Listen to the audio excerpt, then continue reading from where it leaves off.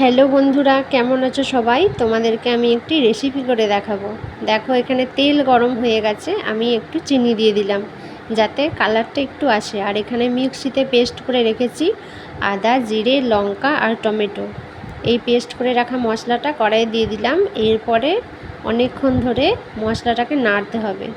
তো মশলাটা অনেকটাই পাতলা হয়ে গেছিলো, তার কারণ হচ্ছে আমি একটু জল দিয়ে ফেলেছিলাম। কিন্তু তোমরা যদি এরকমভাবে কেউ করো তাহলে টমেটো দিলে কেউ জল দিও না, তাহলে অনেকটাই পাতলা হয়ে যাবে। আমি এই মশলাটার মধ্যে নুন আর হলুদ দিয়ে দিলাম। এবার অনেকক্ষণ ধরে এটাকে নাড়িয়ে চাড়িয়ে নিতে হবে। মশলাটা যেহেতু অনেক পাতলা হয়ে গেছিলো, সেই জন্য একদম মশলা নাড়তে নাড়তে হাত পুরোই ব্যথা হয়ে গেছিলো। এটাকে অনেকক্ষণ ধরে নাড়তে হয়েছে। এবার এই যে তেল ছাড়া শুরু হয়ে গেছে, এবার আর একটু ভালো করে তেল ছাড়া শুরু হয়ে গেলে আমি ওই আগে থেকে সেদ্ধ করে রাখা মটর আর আলু দিয়ে দেব। এই তো অনেকটাই মশলার তেল ছেড়ে গেছে, এবার আমি দিয়ে দেব আলু আর মটর। তোমরা এরকমভাবে কে কে ঘুগনি করে খেয়েছো অবশ্যই আমাকে জানাবে। আর পেঁয়াজ আর রসুন যদি থাকতো তাহলে আরও অনেক ভালো লাগতো খেতে, কিন্তু এটা পেঁয়াজ রসুন ছাড়াই করেছি। এই যে এবার কুকারে ঢাকনা খুলেছি, খুলে এবার মটর আর আলু এখানে দিয়ে দিচ্ছি।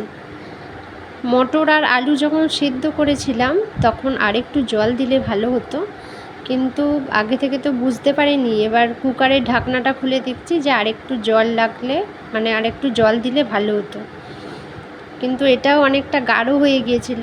তো এই যে কড়াই আমি নাড়বার সময় আরেকটু জল দিয়ে দিয়েছিলাম। দেখো অনেকটাই সিদ্ধ হয়ে গেছে। এবার এটাকে একটু মশলাটার সাথে ভালো করে নাড়িয়ে চাড়িয়ে নিয়ে আমি গরম মশলা একটু দিয়ে দিয়েছিলাম। এটা নিরামিষ তো গরম মশলা দিলে খেতে বেশ ভালোই লাগে, কিন্তু পেঁয়াজ রসুন হলে বোধহয় আরও ভালো হতো খেতে, আরও ভালো লাগতো। কিন্তু এটা নিরামিষ যেহেতু, সেই জন্য তো এখানে পেঁয়াজ রসুন দেওয়াই যাবে না।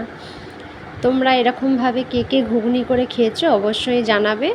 এই যে গরম মশলা, দেখো এই গরম মশলাটা দিয়ে এবার নামিয়ে নেব। কেমন খেতে হবে জানি না,